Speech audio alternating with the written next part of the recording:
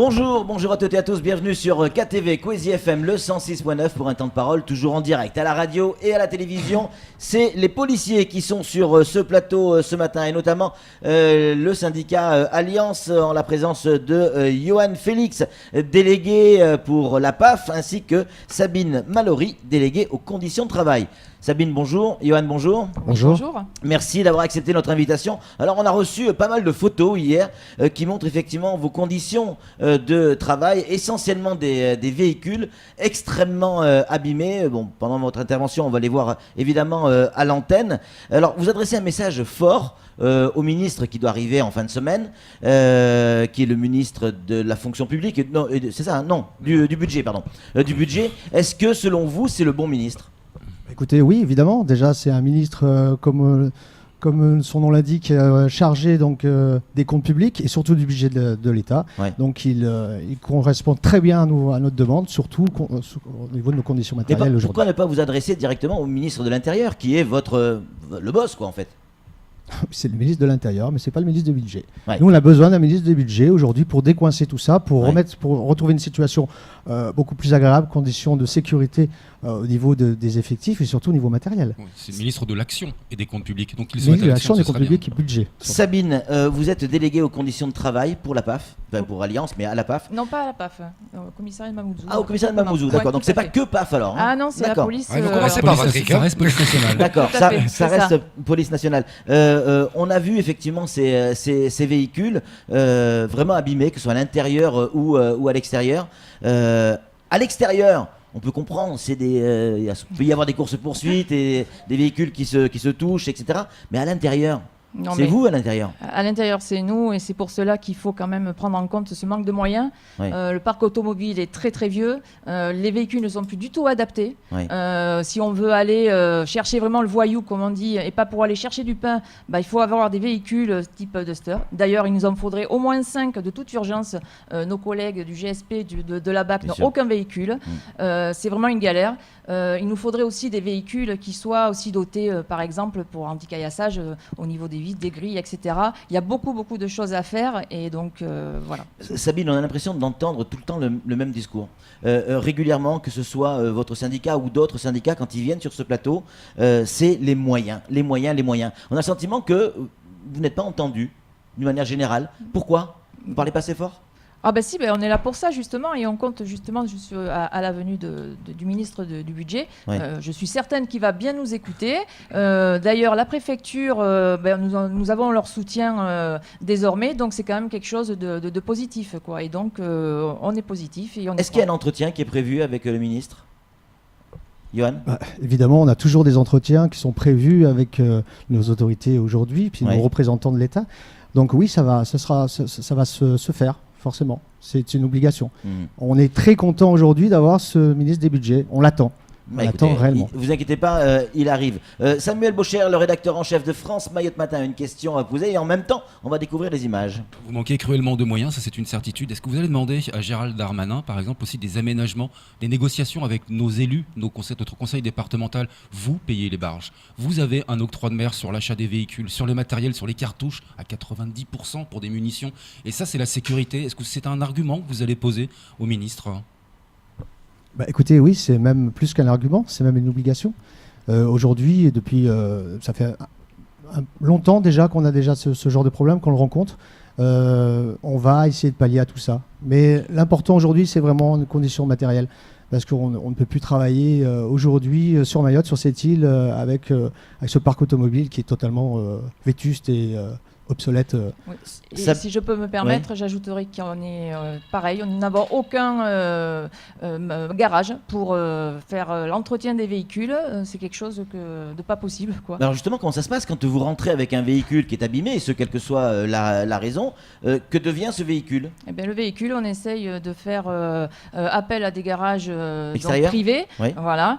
Et s'ils n'ont pas non plus le matériel, il faut attendre. On n'a pas le choix. On est tributaire. Et donc vous vous retrouvez en rupture de voitures en fait. Tout à fait, on est plusieurs à avoir par exemple un véhicule. Si on veut sortir et que il est déjà dehors, on attend et puis voilà. Alors quelles conséquences ça peut avoir, même si on l'imagine assez facilement, elle est facile ma question là, quelles conséquences ça peut avoir sur la sécurité publique pour nous les citoyens, voilà, on fait le 17, il y a un problème, on fait le 17. Eh ben vous attendez. Malheureusement, on on attend que la pourra voiture sorte du garage. Mais oui, comment voulez-vous qu'on y aille à pied vu en plus le terrain autour, il nous faut vraiment plus des véhicules vraiment adaptés. Ouais. C'est ce que je vous disais. Vous n'êtes pas volontaire hein, quand même. Hein. Mamoudzou Vaibé, ça se fait en... en footing par derrière, ça va vite. Hein. Non, il faut rappeler quand même à nos citoyens aujourd'hui que nos missions qui nous incombent, de toute façon, on les prend à cœur et on s'investit à fond, ça c'est certain. Et puis on est toujours présent. Quoi qu'il en soit, même s'il y a un problème de véhicule, on sera toujours moins amené à pouvoir intervenir, quoi qu'il en soit. Oui, mais un peu à la bourre. Toujours à flux tendu, comme d'habitude. Ouais. Flo, une réaction? Ouais, des ministres, un ministre arrive, des ministres qui vous entendent, on a déjà vécu ça avec Cazeneuve. Non seulement il a entendu nos forces de l'ordre, non seulement il a promis des choses, mais il se passe rien après. Vous attendez quoi de plus de ce nouveau ministre? On attend surtout qu'il puisse nous débloquer les fonds, que le budget soit là, soit un budget bien adapté et non pas un budget qui soit un minimum de budget. On veut un grand budget. On veut un budget qui nous permet aujourd'hui en fait de travailler dans de bonnes conditions. Pardon, Sabine Yohan, il y a un truc que je ne comprends pas. Si effectivement vous avez besoin de moyens, et c'est le cas quand on voit effectivement les photos, là-dessus il n'y a rien à dire.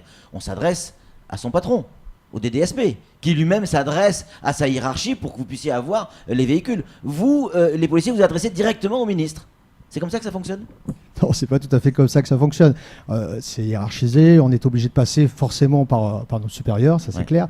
Mais passer par le ministre du budget, ça peut aller plus vite. Ça peut aller plus vite et puis ça peut avoir un impact important pour nous par la suite. Ça peut pouvoir débloquer les fonds plus rapidement. Ouais. Sabine? On est confiant. Voilà, on a eu de bonnes nouvelles, on pense que oui, on est confiant. Et on vous avez déjà des retours? Je peux pas, on verra. Mais est-ce que vous allez avoir une entrevue, parce que vous la sollicitez dans le communiqué que Alliance a envoyé, est-ce que vous allez avoir un rendez-vous d'un conseiller, peut-être de Gérald Darmanin lui-même? Écoutez, on a tout espoir d'avoir un rendez-vous avec lui et on fera tout pour avoir un rendez-vous, que ce soit avec lui ou d'autres intervenants. J'aimerais, Sabine, que vous puissiez nous expliquer comment ça se passe une journée pour nos policiers avec, toujours pareil, ces véhicules et ces moyens. Comment ça se passe une journée quand il y a le central qui vous envoie sur une mission et vous vous rendez compte qu'il n'y a pas de voiture? Alors qu'est-ce qui se passe à ce moment-là? On fait appel à d'autres collègues qui ne sont pas forcément à la base appelés pour aller sur cette mission. Comme on disait mon collègue, il y a toujours quelqu'un pour intervenir. Après, le temps sera peut-être pas le temps qu'on aurait voulu pour intervenir, mais l'intervention se fera de toute façon. Mais le temps, effectivement, sera beaucoup plus long et ça peut avoir des conséquences graves. Donc il faut penser aussi, ce qu'on disait, à la sécurité des personnes. Regardez ces photos, Sasuke va nous les remontrer, vous allez les voir sur les retours. Ça, c'est dans une voiture de police? On a l'impression qu'on est à la décharge, là.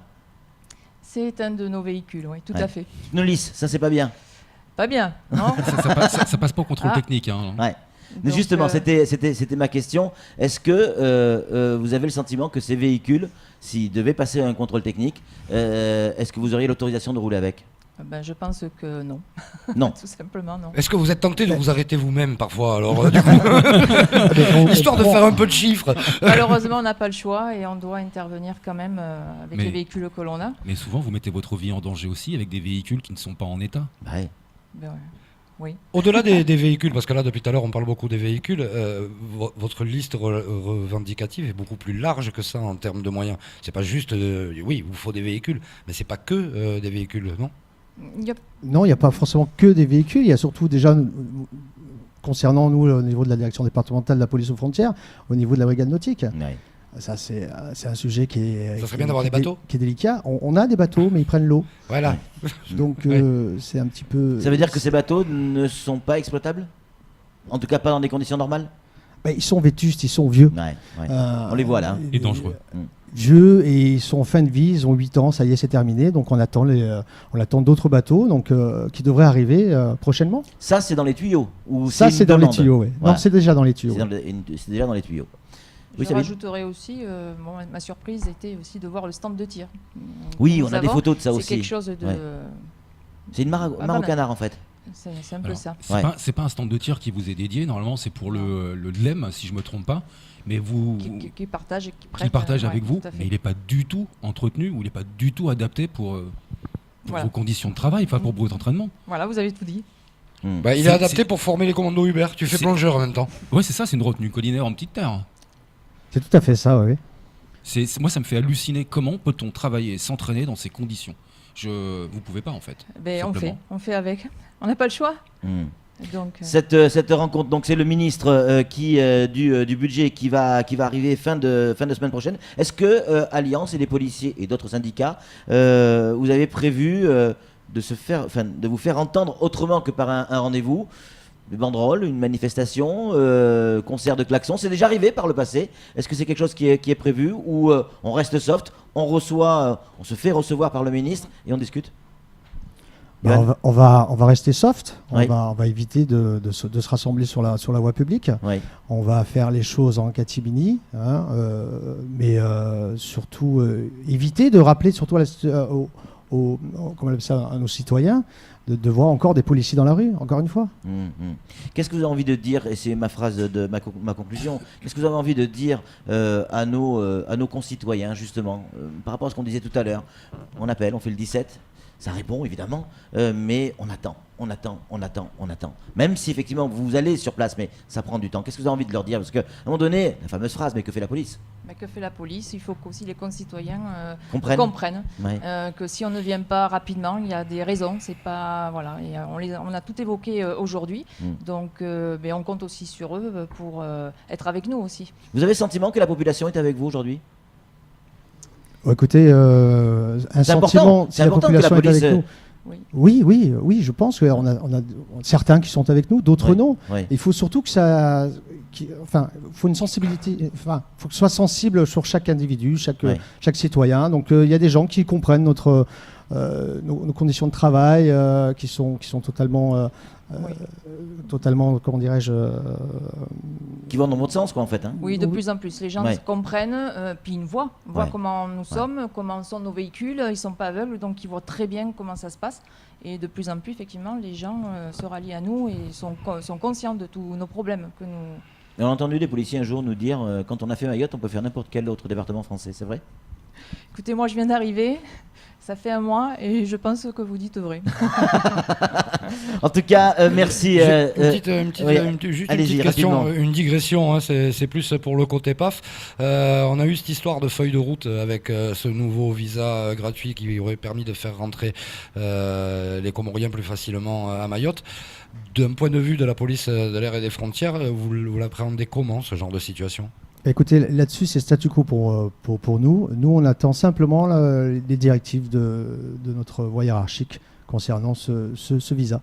On n'a pas de, comment on appelle ça, de position, que ce soit neutre ou...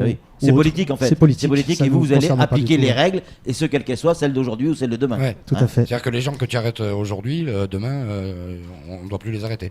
C'est ce que leur hiérarchie dira, et ils appliqueront la règle. Pas simple l'affaire. Moi je tiens à souligner pour tout le monde, il y a le stand de tir, il y a les véhicules, mais il y a aussi les LRA, enfin la gare maritime pour les reconduites à la frontière, c'est dans des conditions qui sont de travail qui sont juste affolantes. Les transferts aussi des personnes à reconduire, les véhicules ne sont pas du tout adaptés, les moyens ne sont pas là. Les effectifs, vous vivez un enfer. Exactement, ouais. Mais bon, comme à chaque fois, on arrive à pallier à tout ça, on continue. Les collègues ont un grand moral quand même pour travailler dans ces conditions-là aujourd'hui, et je les remercie en tout cas, on les soutient, ça c'est clair, et on verra par la suite.